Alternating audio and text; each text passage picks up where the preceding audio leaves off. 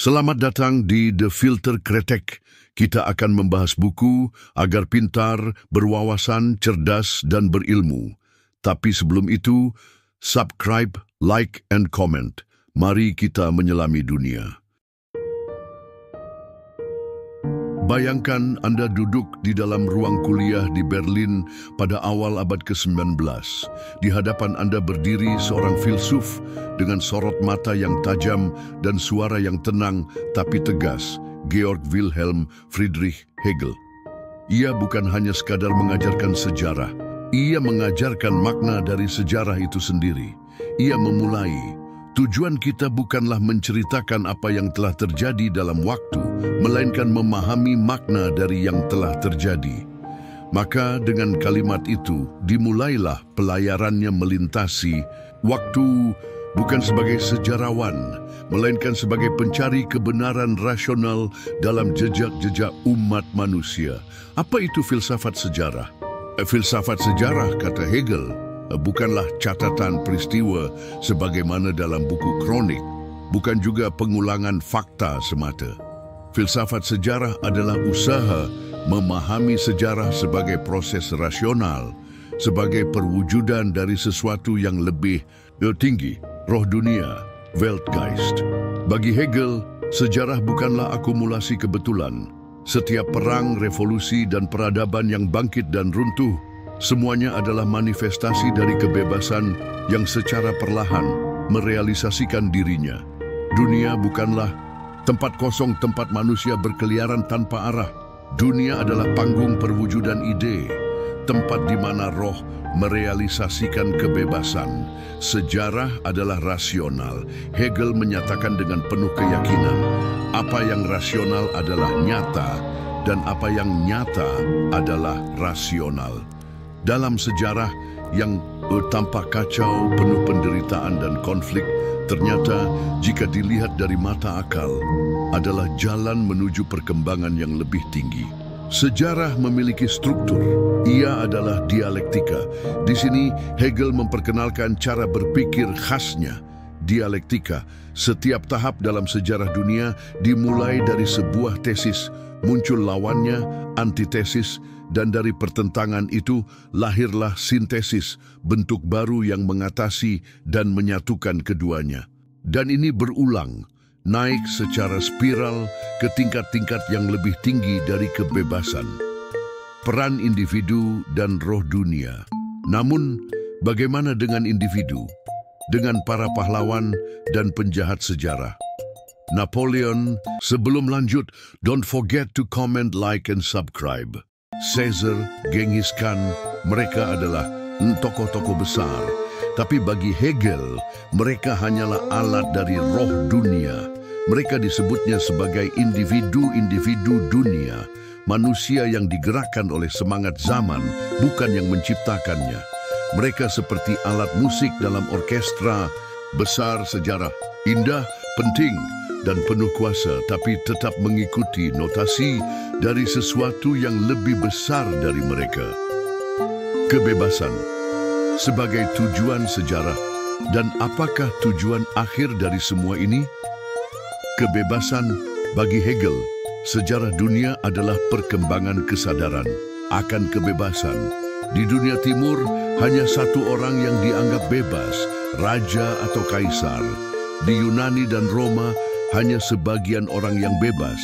Tapi di dunia Jermanik, Eropa modern, kebebasan menjadi milik semua orang, setidaknya secara ideal. Disinilah sejarah mencapai tahap tertingginya. Kesadaran bahwa semua manusia memiliki hak dan martabat sebagai makhluk bebas. Agama, negara, dan roh dunia di balik semua ini. Hegel menyebut roh dunia sebagai prinsip ilahi yang bekerja dalam sejarah. Ia tidak memisahkan antara filsafat dan agama. Dalam pandangannya, negara adalah perwujudan konkret dari roh di dunia. Negara bukan sekadar lembaga kekuasaan, tapi perwujudan ide etis. Di sanalah hukum, moralitas, dan kebebasan menemukan bentuk institusionalnya. Sehingga ketika kita mempelajari sejarah, kita tidak hanya menelusuri kisah manusia, tapi menelusuri jejak Tuhan dalam dunia, dalam bentuk rasional dan dialektis. Dengan demikian, kita melihat bahwa bagi Hegel, sejarah bukanlah gunungan peristiwa yang acak, bukan pula catatan kering tentang masa lalu.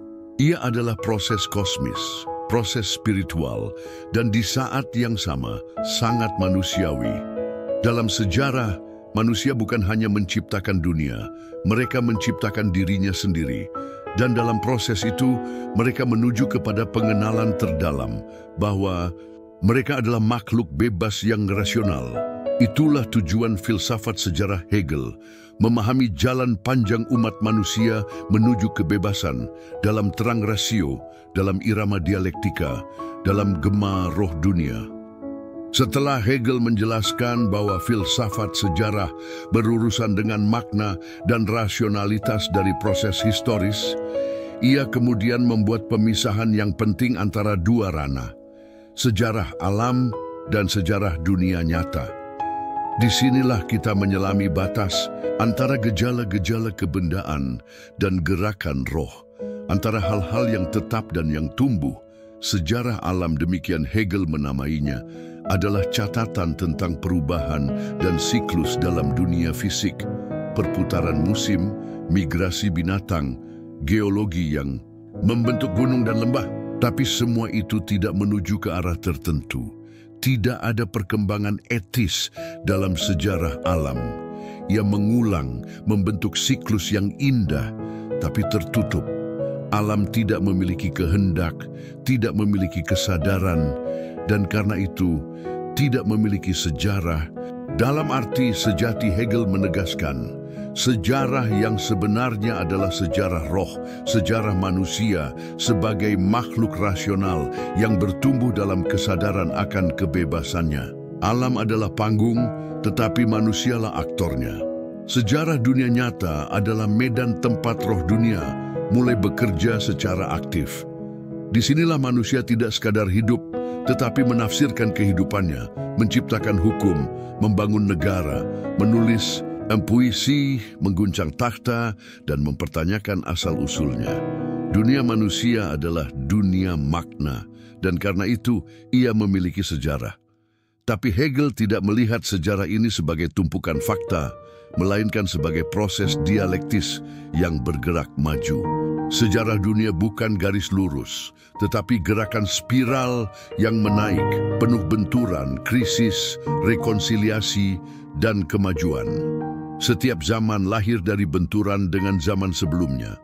Setiap bentuk kehidupan lama digulingkan oleh kesadaran baru yang lebih dalam dan rasional.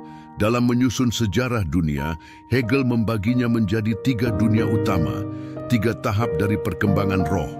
Dunia timur, tempat hanya satu orang yang dianggap bebas, sang penguasa.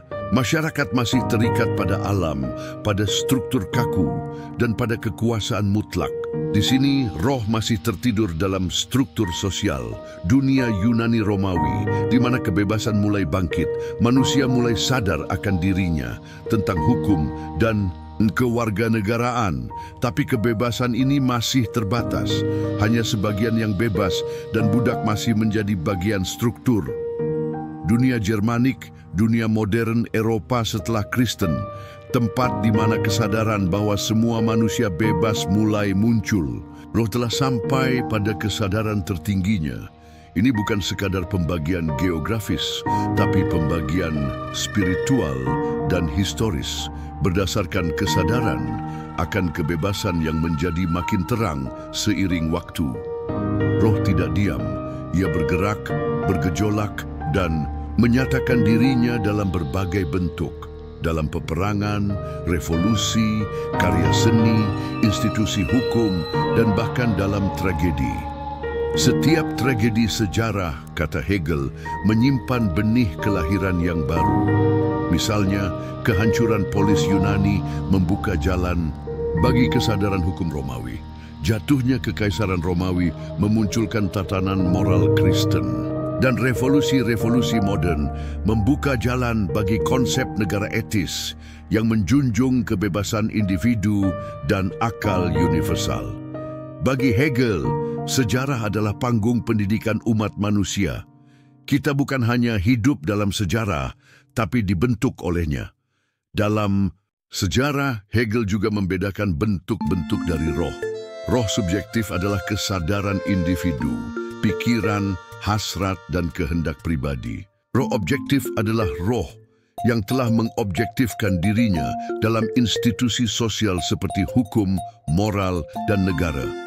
Roh absolut adalah roh yang mencapai kesadaran tertinggi melalui seni, agama, dan filsafat.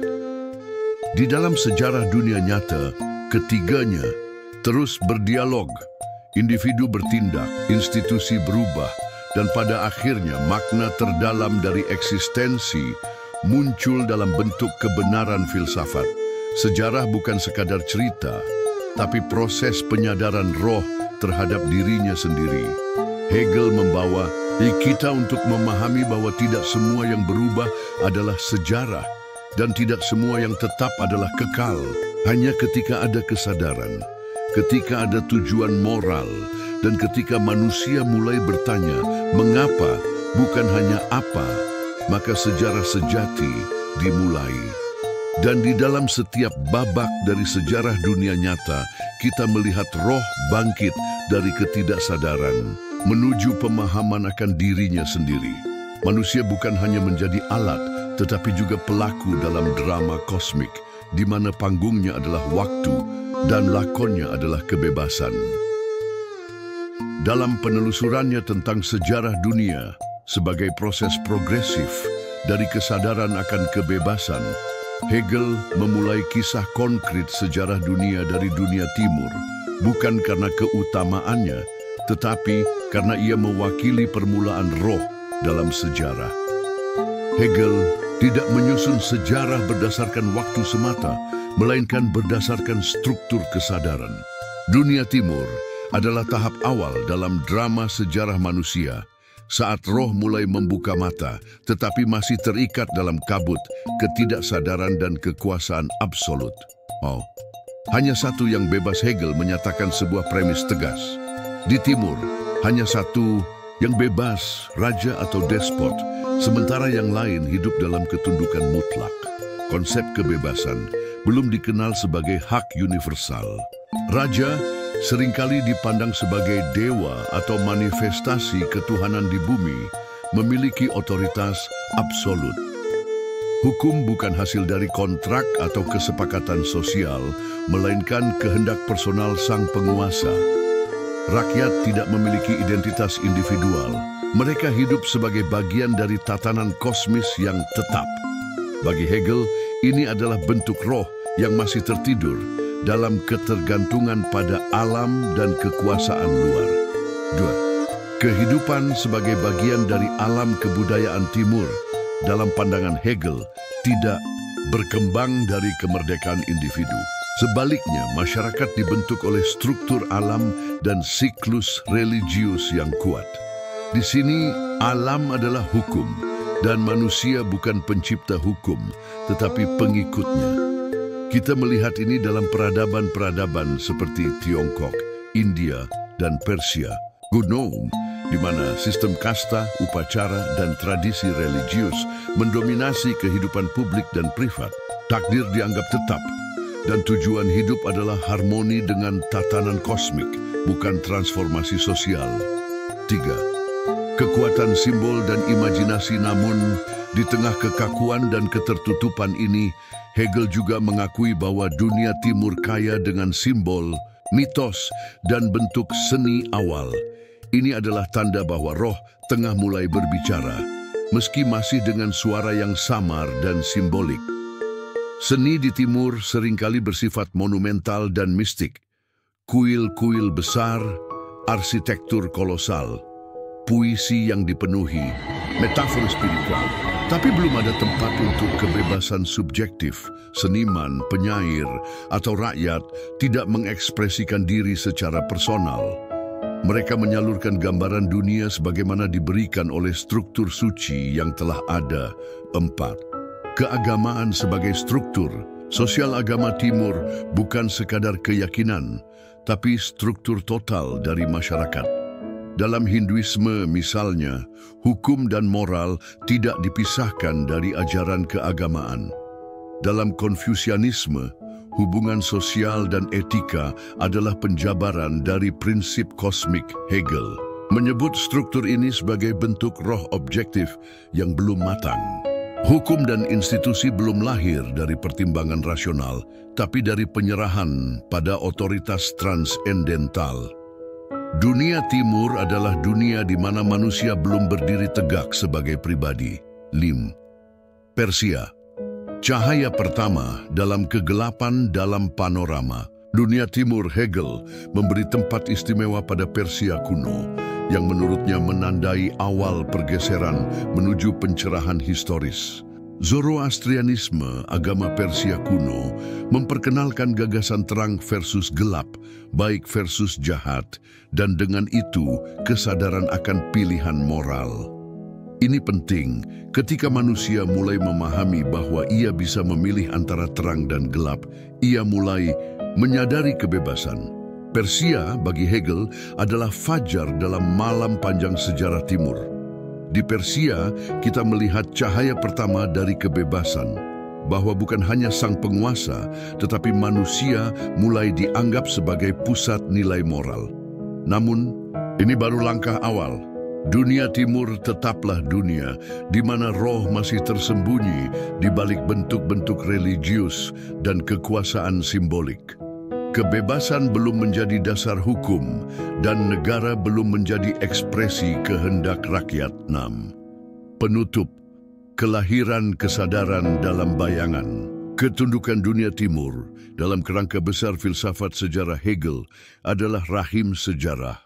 Ia adalah tempat roh dilahirkan, meski belum bebas. Ia adalah tanah asal yang penuh kesunyian religius dan kemegahan simbolik, tetapi belum penuh dengan percakapan kritis atau perjuangan individu. Hegel tidak memandang Timur secara merendahkan, tetapi sebagai langkah pertama yang niscaya.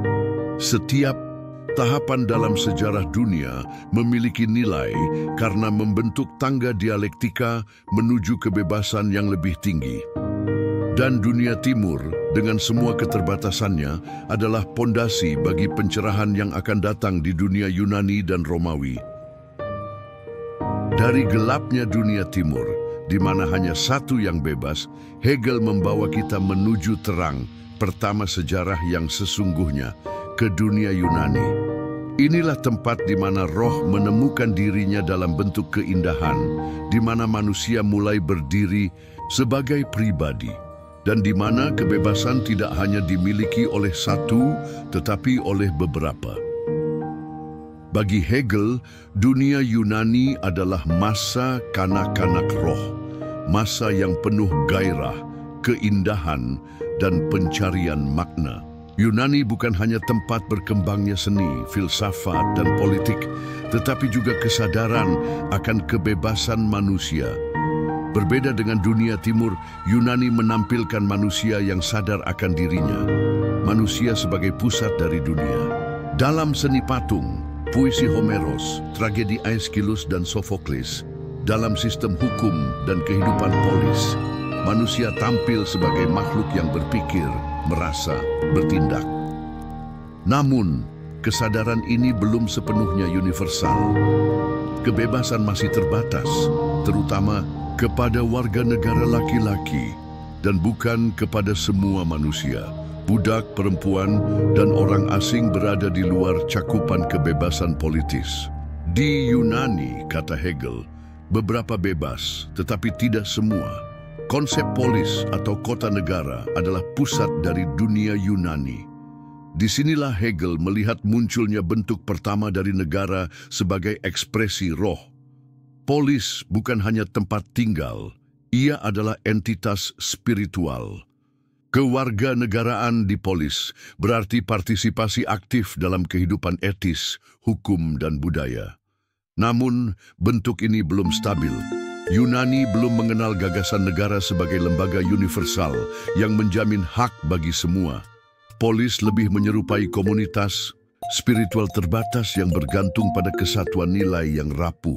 Ketika nilai-nilai itu mulai dipertanyakan oleh para filsuf, oleh tragedi perang, oleh kontak dengan budaya luar, polis kehilangan pijakan. Roh mulai bergerak menuju bentuk yang lebih tinggi.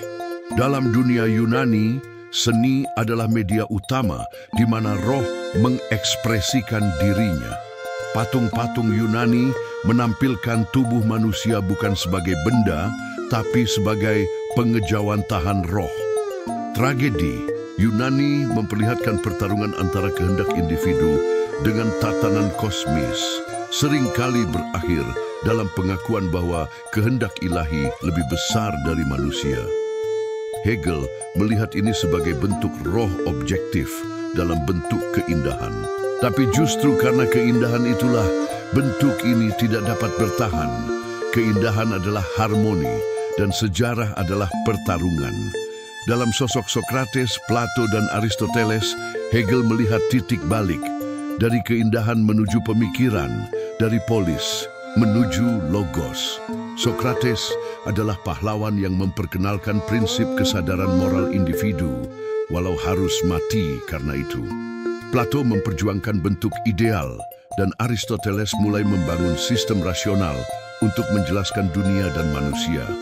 Tapi semua ini juga menandakan bahwa Yunani telah mulai berpisah dari bentuk spiritual lamanya. Dengan Sokrates, tulis Hegel, roh tidak lagi merasa puas menjadi bagian dari komunitas. Ia mulai bertanya, siapakah aku? Apa yang benar? Pertanyaan ini tak bisa dijawab dalam struktur lama polis. Yunani yang telah mencapai puncaknya dalam seni dan filsafat, kini harus menghadapi kejatuhan. Dialektika sejarah menuntut perubahan bentuk. Perang Peloponnesos, kehancuran polis, dan bangkitnya. Kekaisaran menunjukkan bahwa bentuk Yunani tidak mampu menampung kebebasan manusia secara utuh. Ketika Alexander Agung menyatukan dunia dalam satu kekaisaran, dunia Yunani memasuki babak baru. Individualitas menggantikan komunitas, dan dunia Yunani lama menghilang. Namun bagi Hegel, ini bukan tragedi, melainkan kemestian dialektika. Bentuk lama harus dihancurkan agar roh dapat naik ke bentuk yang lebih tinggi, yakni bentuk hukum universal, rasional, dan batiniah. Penutup bagian Avshu, Yunani. Sebagai anak roh Yunani adalah tahap ketika roh melihat dirinya di cermin keindahan. Ia mengenali dirinya dalam seni, dalam hukum, dalam filsafat.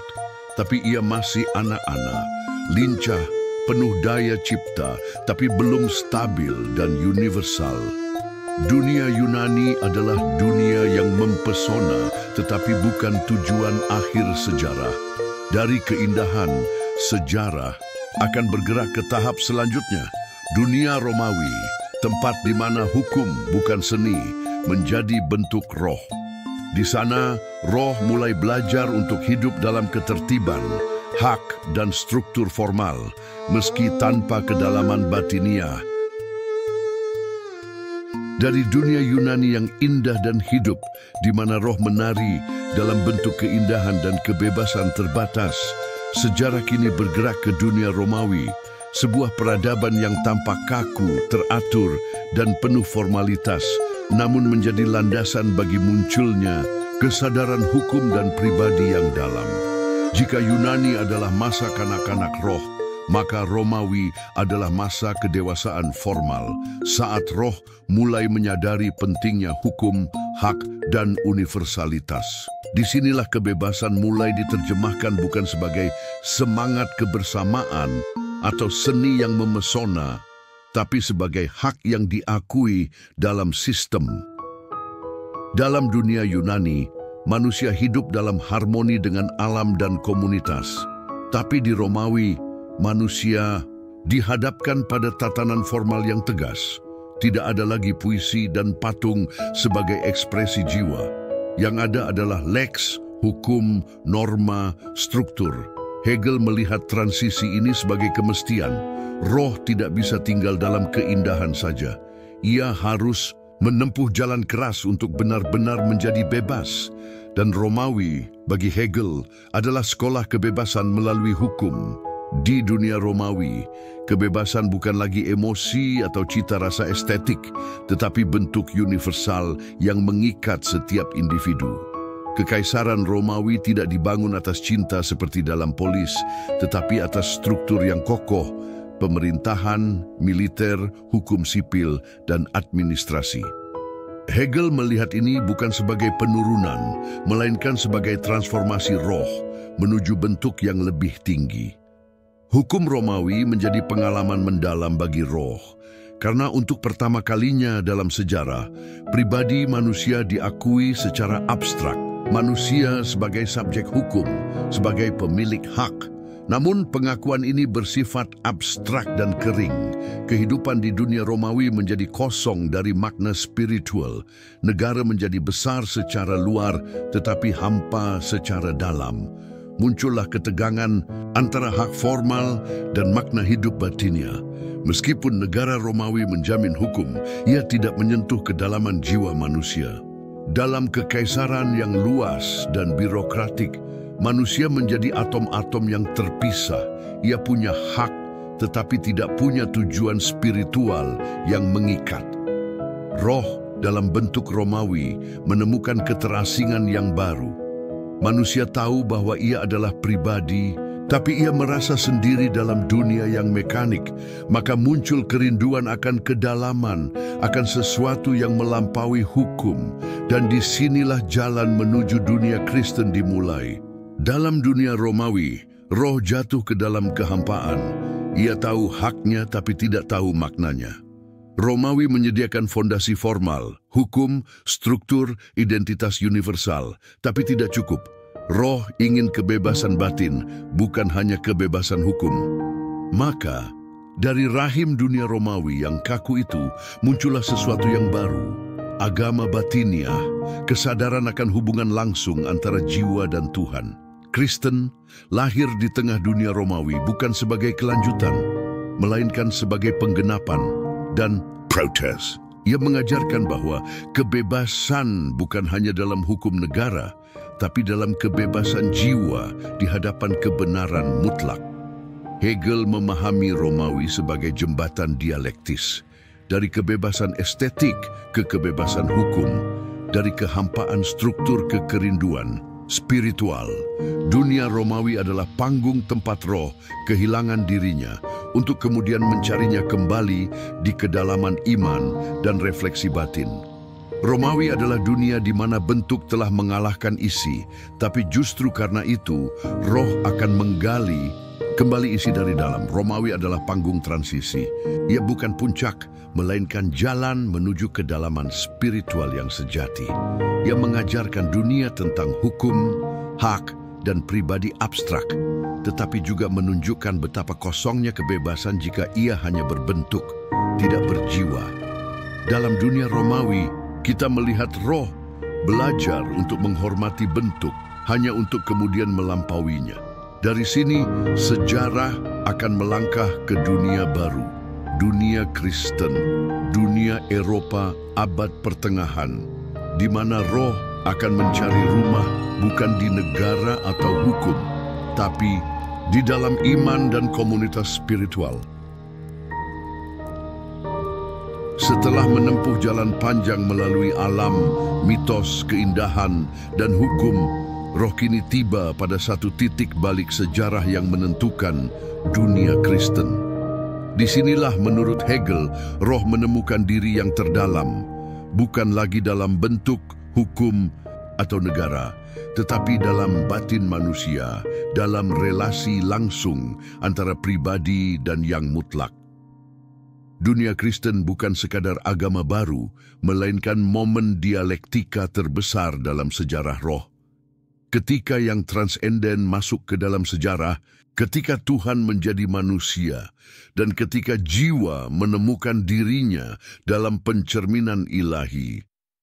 Dalam filsafat sejarah Hegel, momen Kristus adalah titik historis dari pengetahuan spekulatif tertinggi.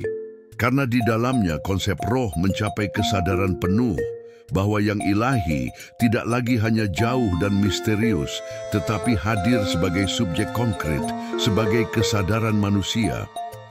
Dalam Kristus, Tuhan tidak lagi tinggal di luar dunia, melainkan hadir di dalam waktu, menderita, mati, dan bangkit, sebagai bentuk tertinggi penyatuan antara mutlak dan sejarah. Dengan demikian, sejarah tidak lagi sekadar siklus atau takdir, melainkan jalur penebusan, tempat roh bekerja untuk mengembalikan keterpecahannya kepada keutuhan. Di dunia Romawi, kebebasan hanya sebatas hukum, tapi di dalam kekristenan, kebebasan menjadi batinia. Setiap manusia bukan hanya warga negara, tapi juga anak Tuhan, subjek spiritual yang punya nilai mutlak di hadapan yang ilahi. Disinilah Hegel melihat revolusi batin terbesar. Kini, makna dan tujuan hidup bukan lagi di luar, tapi dalam. Dalam pertobatan, iman, dan kesadaran akan hubungan pribadi dengan kebenaran mutlak. Agama Kristen mengajarkan bahwa yang ilahi bukanlah sesuatu yang lain, tetapi sesuatu yang dapat dikenal secara batiniah. Disinilah kebebasan sejati lahir. Namun transformasi ini tidak langsung mulus. Dalam sejarah, bentuk batiniah roh menubuh dalam institusi gereja. Gereja menjadi penjaga kebenaran ilahi, tetapi juga membawa problem baru. Ketika batin yang seharusnya bebas justru terikat oleh otoritas eksternal. Zaman abad pertengahan bagi Hegel adalah masa roh terikat oleh bentuk religius. Gereja menjadi pusat pengetahuan, hukum, dan moral, tetapi sekaligus menjadi kekuasaan yang membatasi ekspresi bebas individu. Roh telah menemukan dirinya, tetapi ia masih belum bisa mengekspresikan kebebasannya sepenuhnya di dunia nyata. Namun, dalam ketegangan ini, roh terus bekerja. Ia tidak berhenti, ia berproses. Dan sejarah terus bergerak. Dari dogma ke refleksi, dari otoritas ke akal, dari iman ke pemahaman rasional.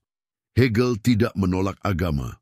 Tapi baginya, agama adalah bentuk awal dari filsafat, simbol dan kepercayaan yang mengandung kebenaran, tetapi belum dikonsepsi secara rasional. Dalam dunia Kristen, roh berkembang dari iman buta menuju pemahaman reflektif. Maka lahirlah filsafat skolastik, pergolakan antara gereja dan sains, antara otoritas dan kebebasan berpikir. Inilah dialektika sejarah. Roh meretas jalan dari batin ke dunia, dari keyakinan ke pengertian. Salah satu warisan paling agung dari kekristenan adalah pandangan tentang manusia. Jika dalam dunia kuno martabat hanya milik warga tertentu, dalam Kristen setiap manusia memiliki nilai mutlak, karena ia diciptakan menurut citra Tuhan. Maka lahirlah ide tentang kesetaraan universal, tentang hak asasi, tentang kebebasan moral, yang tidak tergantung pada kelas, ras, atau status. Hegel melihat ini sebagai tonggak besar dalam sejarah roh. Ketika universalitas bukan lagi abstraksi hukum, tapi menjadi nilai spiritual yang hidup. Namun zaman pertengahan tidak bertahan selamanya. Ketika batin dikekang oleh institusi dan ketika kebenaran menjadi dogma, roh mulai memberontak, melahirkan reformasi, renaissance, dan pada akhirnya pencerahan. Apa yang lahir sebagai kebebasan batin kini menuntut ekspresi dalam dunia nyata. Kebebasan tidak lagi cukup hanya sebagai iman, ia harus menjadi prinsip dunia. Maka sejarah akan memasuki babak baru. Dunia modern, di mana akal, subjek, dan negara mulai mengambil peran utama dalam ekspresi kebebasan yang utuh. Zaman Kristen dan abad pertengahan adalah masa penting dalam ziarah roh. Ia adalah waktu di mana kebebasan tidak dicari di luar, tetapi di dalam relasi manusia dengan Tuhan, dalam suara hati, dalam nilai spiritual yang melampaui hukum. Namun batin tidak bisa hidup sendiri. Ia rindu bentuk. ia ingin dunia yang sesuai dengan isi kebebasannya. Maka perjalanan roh akan terus berlanjut, dari gereja ke negara, dari iman ke akal, dari batin ke dunia objektif. Roh telah menemukan rumah di dalam dirinya. Kini ia akan membangun rumah di dalam sejarah. Perjalanan panjang roh yang dimulai dari alam hingga agama, dari insting hingga batin, kini mencapai babak penentu dalam sejarah manusia, dunia modern. Disinilah Hegel melihat penyatuan paling konkret antara kebebasan, akal, dan kenyataan sejarah. Dunia ini bukan sekadar perkembangan teknologi atau institusi, tetapi penggenapan kesadaran diri roh dalam bentuk duniawi. Modernitas dalam pandangan Hegel adalah saat ketika kebebasan berhenti menjadi hanya gagasan moral atau agama dan mulai diinstitusikan dalam kehidupan nyata. Akal menjadi prinsip umum. Negara bukan lagi sekadar alat kekuasaan, tetapi perwujudan rasional dari kehendak bebas. Kebebasan bukan hanya cita-cita, ia adalah struktur dari dunia yang masuk akal. Kebebasan kini hidup dalam hukum, dalam pendidikan, dalam ekonomi, dalam seni dan ilmu. Roh tidak lagi asing dalam sejarah, ia kini menjadi sejarah itu sendiri. Dalam dunia kuno, individu tunduk pada tatanan. Dalam dunia Kristen, individu menemukan nilai dalam batin. Tapi baru di dunia modern, menurut Hegel, individu menyadari dirinya sebagai pusat keputusan moral dan rasional. Subjek bukan lagi hanya partikel dari keseluruhan, tetapi keseluruhan itu sendiri dalam satu bentuk partikular. Inilah zaman otonomi, zaman di mana setiap orang bertanggung jawab atas dirinya, dan hukum bukanlah paksaan eksternal, tetapi cermin dari kehendak rasional manusia itu sendiri. Hegel menempatkan negara sebagai puncak perkembangan dunia modern, tapi bukan dalam pengertian negara otoriter atau nasionalistik, melainkan sebagai institusi etis tertinggi di mana kebebasan objektif terwujud. Negara bukan sekadar pemerintah, ia adalah sistem hukum, keluarga, masyarakat sipil, dan kehendak umum yang rasional. Di dalam negara modern, kebebasan bukan hanya diberikan, tapi diciptakan oleh warga negara melalui hukum yang mereka buat dan patuhi secara sadar. Negara adalah aktualitas roh etis. Ia adalah kehendak rasional yang mengobjektifkan dirinya sebagai hukum dan kebebasan universal. Sejarah dunia modern tidak bebas dari kontradiksi. Ia penuh revolusi, perang, dan konflik. Tapi semua itu menurut Hegel adalah bagian dari dialektika roh, cara di mana kebebasan membentuk dan mengoreksi dirinya.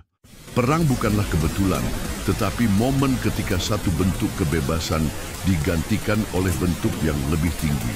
Revolusi bukanlah kehancuran, tetapi kelahiran kembali, saat ketika roh memurnikan dirinya dari bentuk yang telah usang. Dunia sejarah bukanlah tempat kedamaian abadi, tetapi medan di mana akal bekerja melalui pertentangan. Roh dalam sejarah tidak berhenti di satu bangsa atau waktu. Ia bergerak melampaui peradaban tunggal. Yunani, Roma, Kristen, dan modernitas, semua adalah fase. Dan sekarang, dengan globalisasi, teknologi, dan pertukaran budaya, Hegel membayangkan roh yang menjadi universal secara konkret, umat manusia sebagai satu kesatuan sejarah. Namun ini bukan utopia. Ini adalah proses yang masih berjalan. Dunia modern dengan segala krisisnya tetap mengandung benih-benih kebebasan yang lebih dalam dan akal yang terus bekerja dalam ketegangan zaman. Sejarah bukanlah sekadar catatan masa lalu. Ia adalah kisah roh yang menubuh dalam kenyataan dan kini hidup di dalam pikiran, tindakan, dan keputusan kita. Dalam dunia modern, setiap individu adalah pelaku sejarah, karena setiap individu adalah roh yang menyadari dirinya dalam waktu. Filsafat sejarah adalah roh yang merenungkan dirinya dalam lintasan waktu. Hegel menutup karyanya bukan dengan pesimisme, tetapi dengan harapan mendalam bahwa melalui konflik, ketegangan, dan dialektika, kebebasan akan menemukan bentuknya yang paling rasional, dan bahwa manusia bukan sebagai budak sejarah, tapi sebagai pemikir, pencipta, dan pelaksana akal, akan menjadi rumah dari roh yang hidup. Akhir inilah puncak filsafat sejarah Hegel. Sejarah adalah proses roh menuju pengetahuan diri melalui kebebasan. Dan dunia modern dalam segala kompleksitasnya adalah tahap tertinggi sementara dari proses tersebut. Tidak sempurna, tetapi paling matang. Tidak final, tetapi paling sadar. Apa yang masuk akal adalah nyata, dan yang nyata adalah masuk akal. Hegel. Don't forget to comment, like, and subscribe.